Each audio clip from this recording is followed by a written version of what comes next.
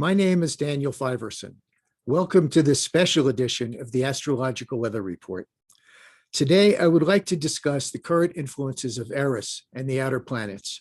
In particular, I'm going to talk about Eris's interaction with Uranus and Pluto, because it is my firm belief that these three great outer cycles are behind all the chaos and discord that we have experienced, not just this year, but for most of this century.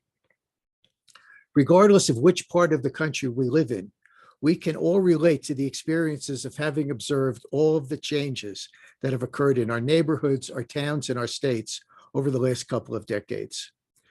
We are all living through these disruptions to our normalcy together. These upheavals are the homeopathic remedies for our cultural illnesses. We grow through crisis. Change is the only constant. Evolution is not a theory, it's a fact. So who is Eris? In 2005, a team at the Palomar Observatory in Palo Alto, California, led by American astronomer Mike Brown, reported the discovery of a planet orbiting in the Kuiper Belt, out beyond the orbit of Neptune, a planet that was as large or larger than Pluto. This contentious celestial body was destined to shake up both of the world of astronomy and astrology alike.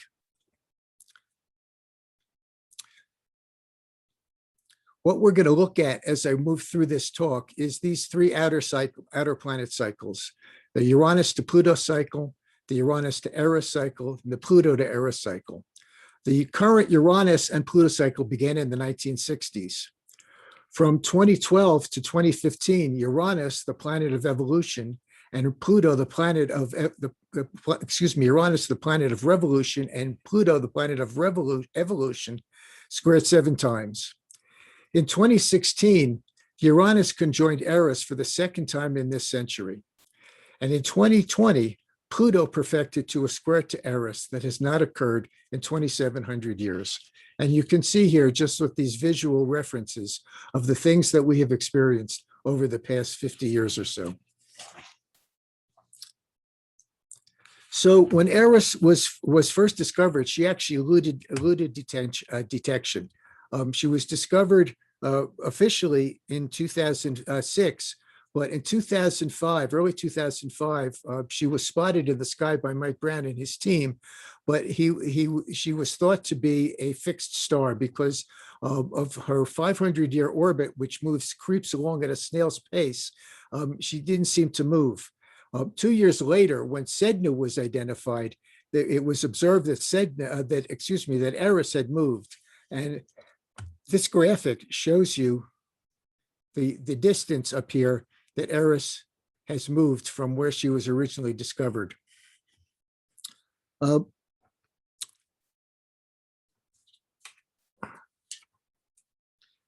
She was originally observed to be about the same size as Pluto, and she was considered to be at the time the 10th planet. She was named Xena, which was the informal name that was used internally by the discovery team, but that was later changed to conform with the Greco-Roman nomenclature that is assigned to celestial bodies. Now, the word planet comes from the Greek word that means wanderer, as the stars were seen to wander across the sky. This was the only definition of the planet for thousands of years.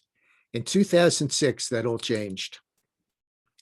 There was concern by the astronomers that there would be other trans-Neptunian objects of similar size to Eris that would be discovered, which motivated the International Astronomical Union, the IAU, to define the term planet for the first time.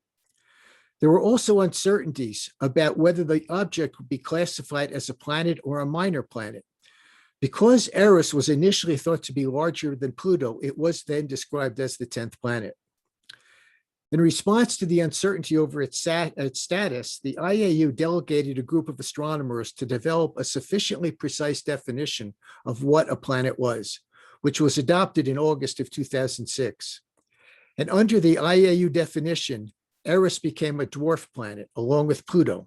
And in the case of Pluto, a classification, in my opinion, remains very controversial. At the same time, Ceres, with her almost perfectly round shape, was promoted in status and reclassified as a dwarf planet as well, along with Haumea, Makemake, and Sedna.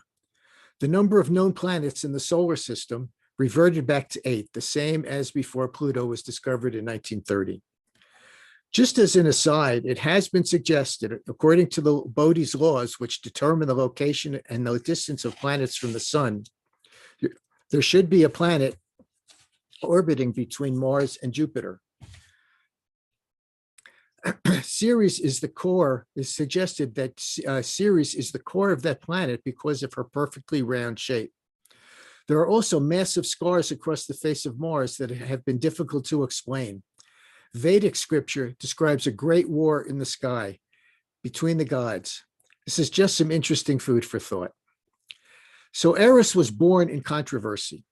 Her discovery alone reflects the discord in the astronomical community caused by the debate over the object and Pluto's classification, and reflect her nature and astrological dynamics. Observation and correlation of Eris and Pluto, what we've known about Pluto, lead me to conclude that neither Eris nor Pluto is worth anything.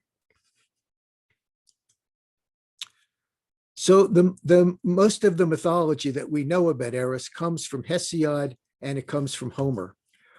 In Hesiod, in his works and days, he described her birth, that she was born from Nyx, which is the night. And Nyx was the second level, really, or the first level of primordial beings, primordial goddesses, gods and goddesses after chaos. So Eris is right up there before the Olympians and the Titans. She gave birth to the goddess and goddesses whose English names were toil, forgetfulness, starvation, pains, fightings and battles, murders, mass slaughters, quarrels, lies, disputes, and lawlessness. Dysnomia is her moon, and lawlessness, I think, is a theme that we can all agree has been threaded through our recent history. And Ate, ruin. Oath, who does more damage than any other to earthly men when anyone of his knowledge swears to a false oath. And he goes on to offer another perspective as well, though. He says, it was never true that there was only one Eris. There have always been two on earth. There is one you could like when you understand her. The other is hateful. The two Erites have separate natures. There is one Eris who builds up evil war and slaughter. She is harsh. No man loves her. But under compulsion or by will of the immortals, men promote this rough Eris. But the other one is born the elder daughter of Black Nyx. She is far kinder. She pushes the shiftless man to work for all his laziness. A man looks at his neighbor who is rich, then he too wants work. For the rich man presses on with his plowing and planting and ordering of his estate. So the neighbor envies the neighbor who presses on towards wealth. Such Eris is a good friend to mortals. Homer had a few things to say in the Iliad as well. He used the name Enyo, which is another name that was assigned to her, as the sacker of cities, a strife whose wrath is relentless. She is the sister and companion of murderous Eris, and she is only a little thing at first, but thereafter grows until she strives on the earth with her head held striking heaven.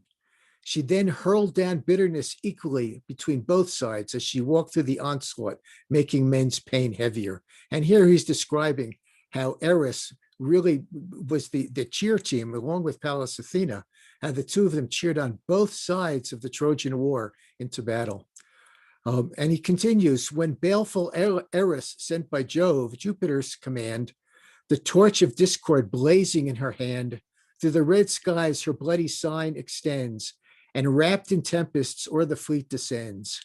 High in Ulysses' bark her horrid stand, she took and thundered through the seas and land. And this is a 19th century, a 19th century drawing that actually describes this scene.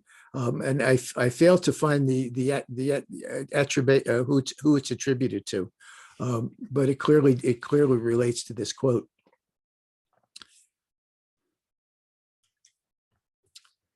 So the most familiar story with Eris is her culpability for instigating the Trojan War.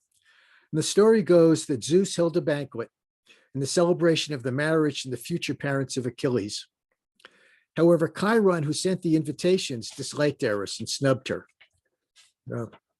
actually expressing his wounding nature. Chiron, who sent the invitations, disliked her. Eris showed up anyway and tossed into the wedding party a golden apple inscribed to the fairest, igniting a contest between Hera, Pallas Athena, and Aphrodite. Paris, the son of Priam, who was the king of Troy, was chosen to be the judge. Each goddess offered Paris a gift if they were chosen. Hera promised him great power. Pallas Athena offered him great wisdom. It was Aphrodite who offered him beauty. Paris chose Aphrodite, not surprisingly, who rewarded him with Helen, the wife of Menelaus, the king of Sparta. So Paris abducted Helen and took her off to Troy, the event that is described by Christopher Marlowe in Dr. Faustus as was this the face that launched 1,000 ships and burnt the topless towers of Ilium. Sweet Helen, make me immortal with a kiss. But the story doesn't end here, because there was a member of the Trojan royal family named Aeneas. You're probably familiar with his name. He's very well known through mythology. And he was of the royal family, and he sailed to Italy from Troy at the end of the war. And he is known for having founded the Roman Empire, which has lasted 1,000 years and whose vestiges remain to this day. So we see that perhaps the outcome of Eris's golden apple was not necessarily the Trojan War. It was the Trojan War which instigated or encouraged or catalyzed the beginning of the Roman Empire. So one thing leads to another, and we can't always assume that chaos and discord are necessarily wrong or bad or counterproductive to our evolutionary path. In truth, they may actually be the catalyst that, like Uranus, shatters us, upsets us, shakes us, and requires us to move on. So, was it the golden apple that started the Trojan War, or was it the face that launched 1,000 ships? There are a number of other side stories, side anecdotal stories about Helen. There's one that she taunted the Greek soldiers when they were hiding within the Trojan horse by mimicking the sounds and the voices of their wives, kind of trying to distract them, encouraging them perhaps to return to Greece. And then Euripides in his play Helen also suggests that the Helen that was abducted and taken to Troy was merely a phantom, that the true Helen never really left Greece. So there are a number of other things that swirl around. And we have to remember that these stories that come to us from all these thousands of years ago are no different than something that we watch on Netflix. They are written to attract an audience. It was the popular entertainment of the day, if you would. And it's very possible that some of these stories, including Homer's writing, were really written to attract an audience rather than to perpetuate or to speak to some truth of what happened. So let's look at the astronomy of Eris for a minute. This is a chart drawing which shows you the orbits of the outer planets and around the Kuiper belt. Pluto was the first planet that was discovered in the Kuiper belt, and then Sedna and Eris beyond it. They're called trans-Neptunian objects, because they are out past the orbit of Neptune. And you can see that at one part of her orbit, Neptune actually is out beyond Pluto, and we can actually consider her to be more distant, but Pluto does go out even further. So you can see here the highly elliptical nature of her orbit. She's twice the distance from the sun as Pluto, and it takes her 500 years to complete this orbit. This is a chart that I calculated a few years back using 5 Eris cycles. And it shows that the time that she spends in each of the signs varies greatly because of the elliptical nature of the orbit itself. And so in Aries, she spends over 120 years and almost that long also in Taurus, and in Pisces and in Aquarius. And she moves from Gemini through to Capricorn relatively quickly. And we're going to see how that plays out. It's a quite important factor. So let's just briefly look at the archetypes of these of Uranus and Pluto, in addition to Eris, because these are the cycles we're going to be examining. Excuse me. Aquarius and Uranus represent liberation from conditioning patterns. The parental, societal, past life memories. We are like onions. We have layers and layers of conditioning that are overlaid on us at birth and as we age. And it's our gender, it's our society, it's our family values, it's our friends, our peer groups, the area, the country we grew up in, the very country that we grew up in. All of these things are religion. All of these things lay conditioning over us, and this is all set up for us in Capricorn and into form and structure. For we become crystallized into these conditioned beliefs and understandings. It's Aquarius and Uranus is dynamic to liberate us from all that conditioning. It correlates to our subconscious, our individuated unconscious, that part of us which lies below the surface that really is our true self. That holds the repository of all of our emotional experiences from before, and is the formative space for everything that appears above the surface. It represents rebellion against the known and the limitations of society and consensus reality. Uranus is the individuation process itself and represents the individuated state. The majority of people conform to society's standards because it provides the way for dealing with the Cancerian insecurity, the moon. Uranus and Aquarius frees us from the need to find security through conforming to someone else's someone else's values and standards, society's values. People who demonstrate the courage to individuate change the nurture of their attraction function, which is Venus. Venus is magnetism, and begins attracting like-minded souls.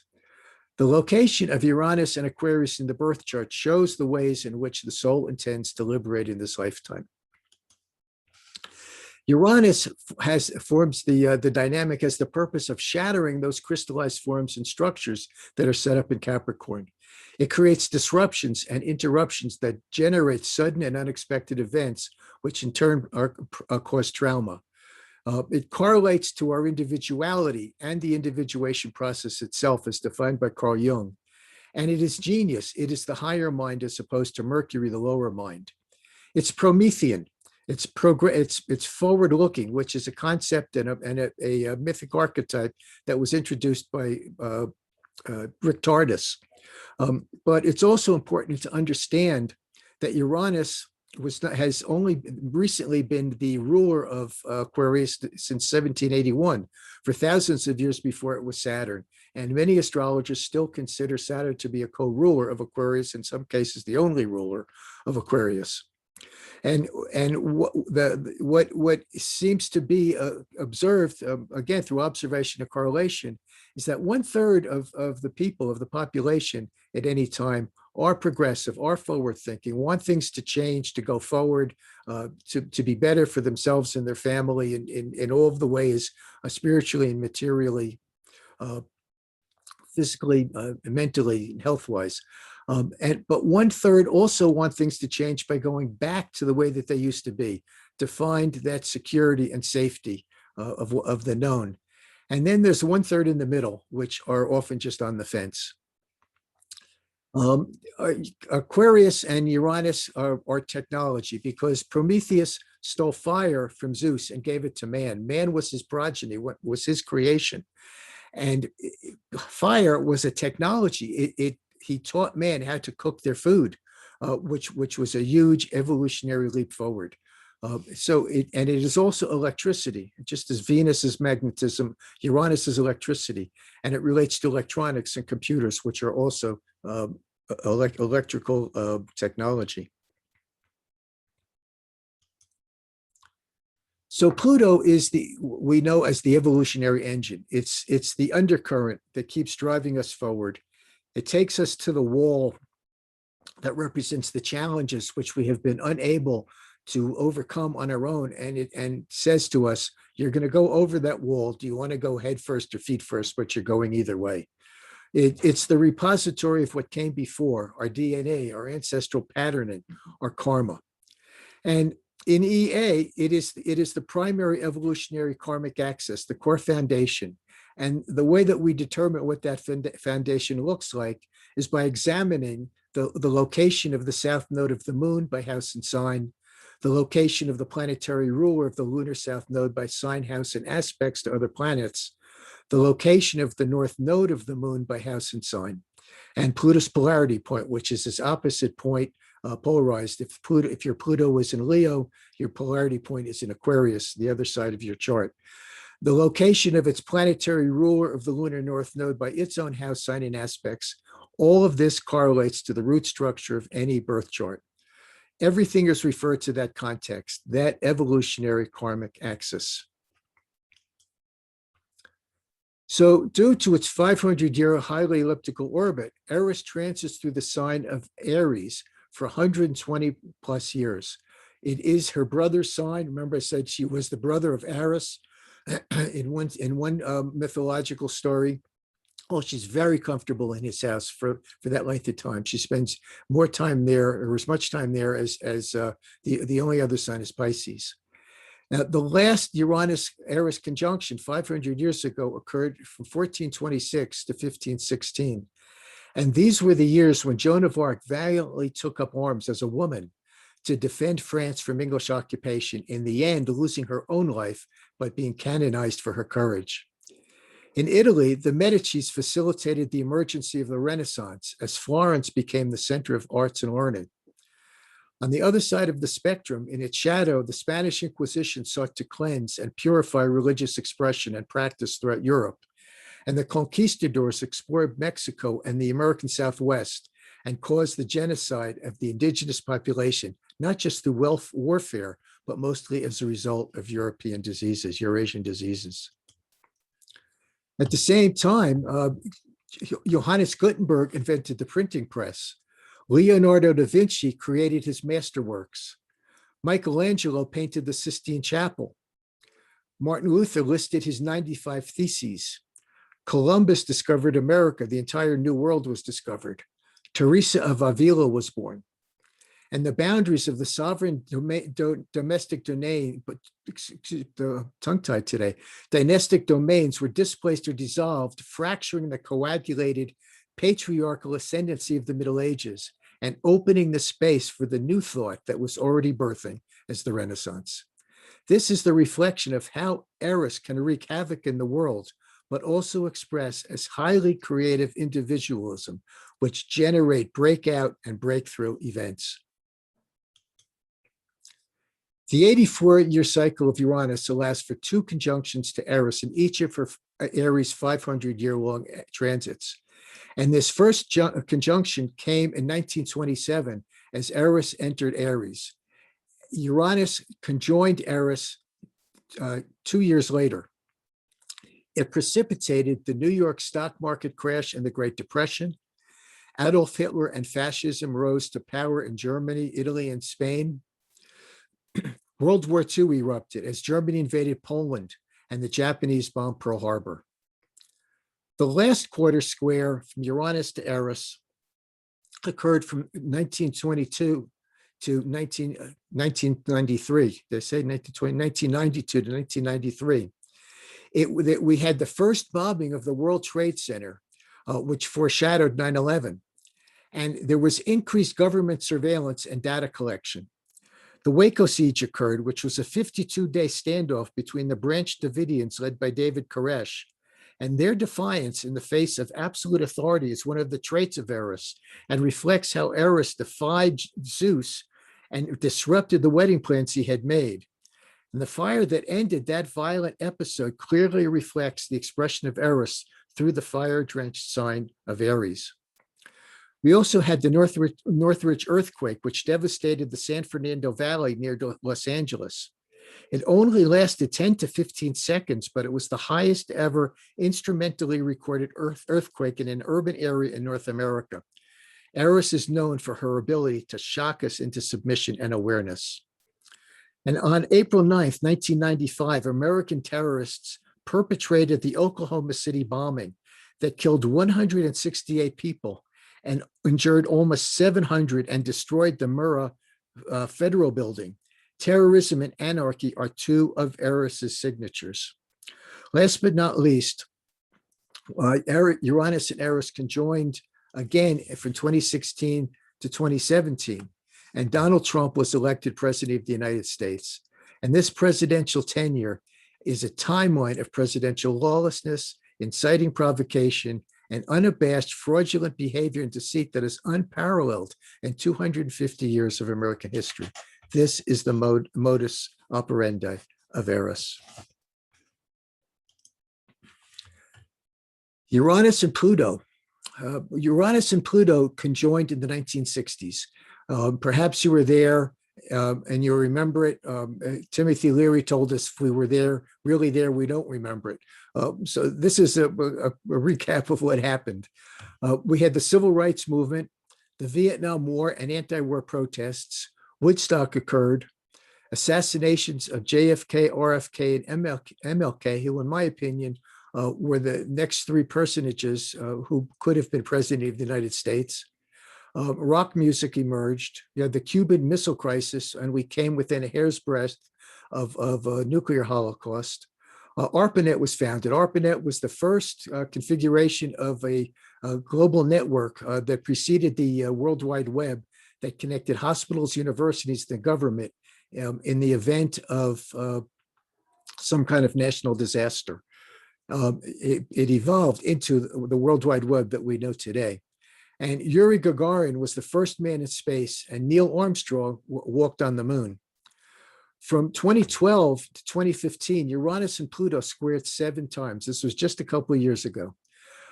We had 25 terrorist attacks, 12 coups d'etats, 25 assassinations or attempted assassinations, 21 air disasters, and 10 major hurricanes and cyclones worldwide. And this is Neil Armstrong's footprint on the moon. Eris demonstrates her prowess and potential to disrupt anything that has resisted all other attempts at peaceful resolution. Her reputation has enshrined her as the goddess responsible for the bloodlust of the Trojan War. Her mythology and history, however, suggest a much more upbeat outcome. Her archetypal potential correlates to the rectification of circumstances that have found no other disentanglement. All of the disruptive and chaotic events that have been described by Eris are brought to bear. Chaos, disorder, violence, pain, and lawlessness are blended in crisis mode with Pluto's proclivity for providing cataclysm. Many important figures, though, throughout history have had Eris, prominent in their charts. All of the people on this list had a connection between their sun and Eris.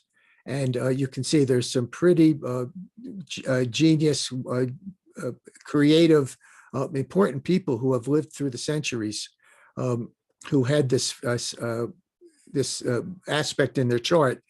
Down at the bottom, you can see it also includes Joseph McCarthy and the McCarthy hearings of the 1950s. L. Ron Hubbard, whose creations are somewhat questionable, and Charles Manson, who was one of the worst individuals in American history.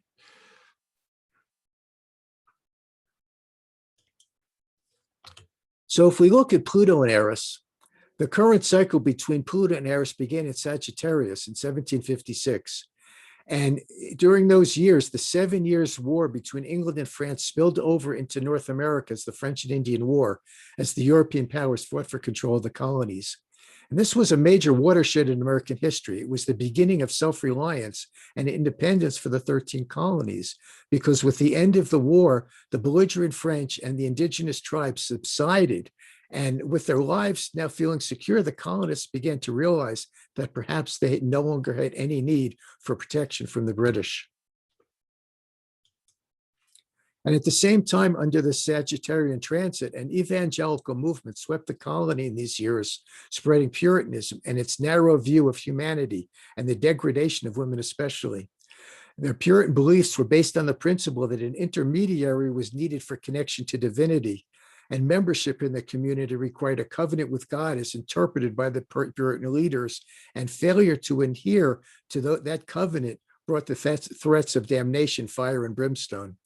And witchcraft was the bugaboo of the time, and was often identified simply by gender, mostly women, by the way you dressed, your age, being childless, taking sexual liberties, guilt by association, and even if you were left-handed.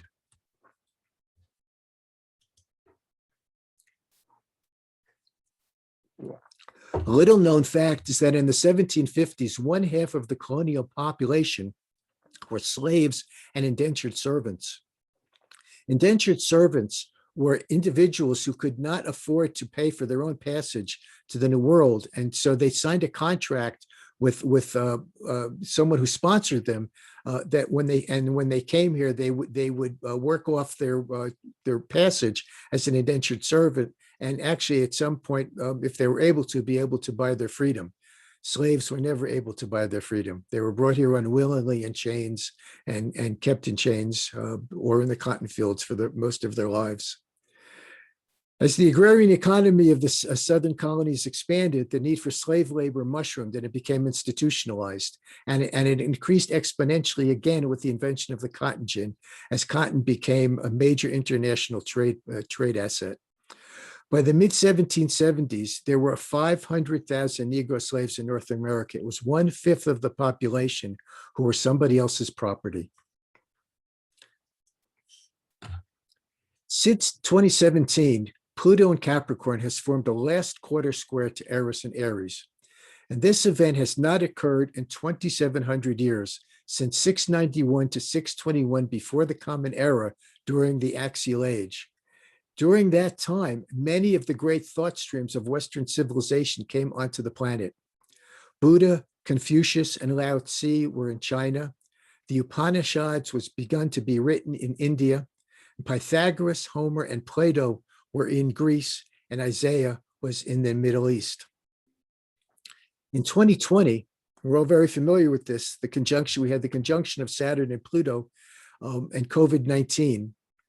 We had the great conjunction of Saturn and Jupiter and Saturn, and Jupiter and Pluto squared 3 times. Now, those things happen on a regular basis, but we also had Saturn squaring Eris, and Jupiter and Pluto each squared Eris 3 times. The outer planets in Capricorn all squared Eris last year multiple times, and it's the Pluto squares which, in my opinion, are the most significant. 2021 began with the conjunction of Jupiter and Saturn in Aquarius, and Pluto and Eris perfected in 2021 will perfect in 2021 with 2 more perfections this year in July and October. Eris is the grain of sand in the oyster that transforms into an exquisite pearl. Chaos has the function of deconditioning what has become crystallized, allowing the creation of new form. Discomfort dislodges emotional inertia, compelling action. When expressed peacefully as conflict can become unity where there was only duality. The divergent and separate become similar and connected. So the other major event that's happening right now are the Pluto returning to its point of during the American Revolution when the country was born, and Neptune returning to an opposition which has only occurred once, which was during the American Civil War. History does not repeat, but it rhymes.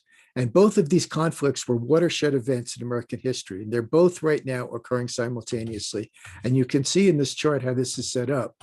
This grand square, mutable grand cross, has been in the sky since August. and it overlays the US chart. And as an aside, I just point out that I use a chart for the United States from the moment that was recorded in the journals of the Continental Congress, that the Congress declared war on England, which from where I sit, when a colony declares war on its mother country, they cease to be a colony and by default become a sovereign nation. It's the only one of the US charts that actually has a documented time, a date and time. The others are all speculation and rectifications. All of the charts work. In my opinion, the Sibley chart, which is valid, I'm not saying it's not valid or that one chart's good and the others are bad. But the Sibley chart, from my perspective, was the country's first birthday.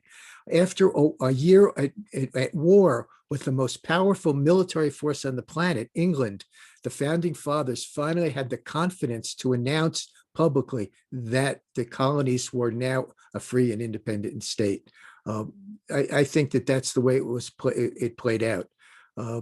So at any rate, this is the chart for January 6th, the Capitol riot, and the US chart, and you can see what is set up here.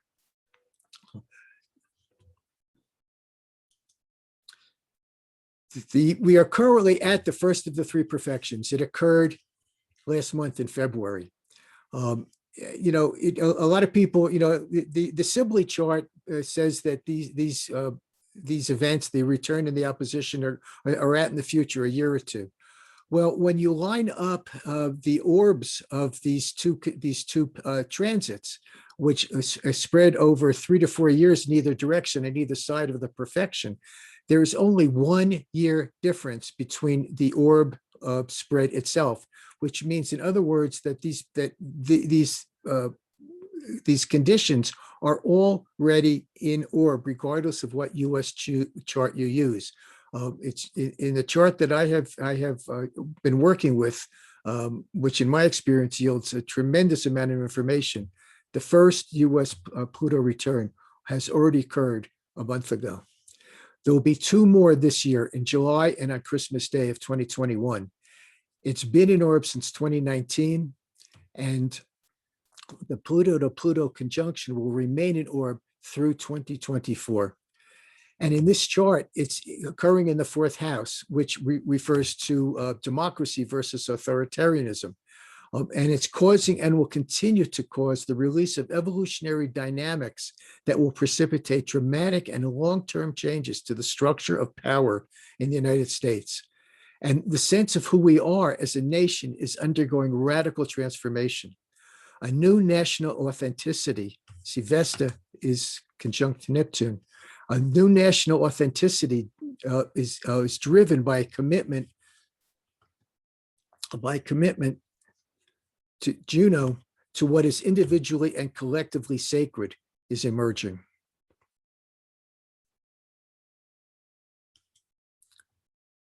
Transiting Neptune has been in orb of the US opposition to US Neptune since April of 2020, since last year. And the opposition has already perfected twice in May of August of last year. And there is 1 more perfection coming up this month. I don't have the date off the top of my head, but it's active even as we speak. Neptune will remain in orb through January of 2022. And this opposition, as I said, occurred in the years leading up to the American Civil War from 1856 to 1858.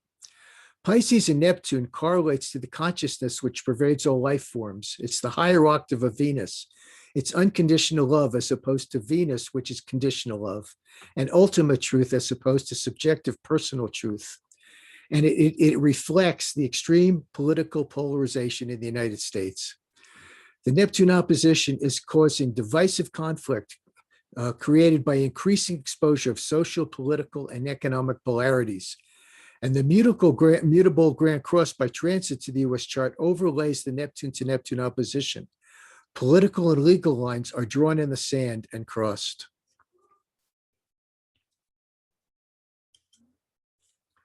So where are we going? What can we expect going forward? Please don't shoot me. I am only the messenger. The only outer planet event that will occur over the next decade is a Uranus-Pluto first quarter trine, which will present opportunities that facilitate sudden and unexpected evolutionary progress. In 2021, Pluto and Eris, as I said, will form two more last quarter squares, generating crises that continue to produce dynamic evolutionary changes. In 2023, Pluto enters Aquarius. We should expect disruptions to consensus reality as we know it, and the advent of radical changes to our way of life. Aquarius is not unicorns. Aquarius is disruptions and interruptions, chaos, trauma, and evolutionary growth, which occurs as a result, individuation, which occurs as a result of those events. In 2025, Uranus will enter Gemini. Every time this transit has occurred, it's an inconvenient truth. The US has been at war. In 1774, during the American Revolution, in 1858, at the Civil War, and in 1941, World War II. In 2025, Neptune enters Aries. This is about the dissolution of the self. Will we stop seeing ourselves as the center of the universe? The Earth is not the center of the solar system, and neither are we. Will we dissolve our separateness and join finally the community of the cosmos? This is the chart for the ingress of Uranus into Gemini, and it's interesting overlay. We see Uranus here in Gemini, and it is ruled by Mercury in Leo. But both of them, that whole foundation, is what underscores Uranus in Aquarius, which is ruled by Uranus. And we have Neptune in Aries, ruled by Mars in Virgo. So this implication of this Mars energy here clearly does not bode well in terms of a peaceful passage. I'm reminded of the phrase that says we were never guaranteed a safe landing, but a peace. How does it go? We were never guaranteed a unhazardous passage, but we are guaranteed a safe landing. Now, how do we get there? How can we prepare for the unforeseen? These are the questions we now must begin to ask ourselves.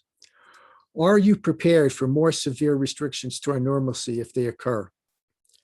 Are you prepared for more severe shortages of our basic essential needs? Do you have enough food and water and medications and medical supplies, the things that are essential to your survival, to you, your family, and your pets, if there are interruptions to supply chains? Is there a support network available in your local neighborhood or local community to reach out to in time of need, to meet with others in your neighborhood where you can share resources and find companionship and community when things get dicey? Are you healthy enough to survive any new epidemics, pandemics, or other crises? And are the end time predictions and prophecies from so many different sources now converging? We have all chosen to be here now. Each of us has a role to play in the futures that is unfolding, whether it's in raising this generation that's coming on the planet or doing work that's going to support or help heal the events that are happening. The generations coming onto the planet at this time are arriving equipped to meet a different kind of future. Hopi prophecy tells us that the world has been destroyed 3 times. This world is not to be destroyed, but it's dissolving and disappearing even as the 5th world emerges. Hopi prophecy says, when the earth is ravaged and the animals are dying, a new tribe of people should come onto the earth from many colors, creeds, and classes, and who by their actions and deeds shall make the earth green again. They shall be known as the warriors of the rainbow. There's much more in the forecast that I have written for the year. We stopped buying calendars in March, but now is not a time to hold up and not want to know what's going to happen astrologically for the rest of the year. This is available in 2 versions on Amazon. It explains why the outer planets have been responsible for the suffering, and it presents these narratives as today through mythology, historical timelines, and reveals the opportunities and remedies for the times that we are continuing to pass through. I do consultations that answer the questions: why am I here? What are my lessons? Who am I? And I produce astrological weather reports on a monthly and daily basis. on my website and on Facebook. Here's how you can reach me at Daniel at evolutionaryastrology.com. I hope to hear from you. I hope that this was meaningful and informative. Namaste. Be safe, be well, be kind.